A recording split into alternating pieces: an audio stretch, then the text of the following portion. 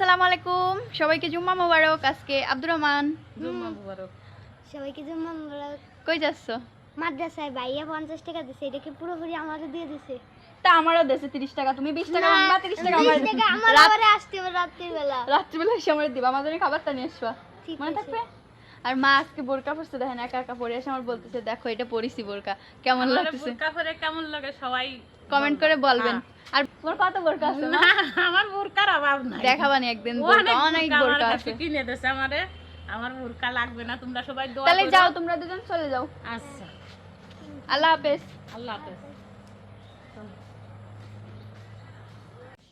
বলো। ভাইয়া 20 কয় টাকা টাকা আগে থেকে রেডি করে রাখছে। কয় টাকা? 50 টাকা।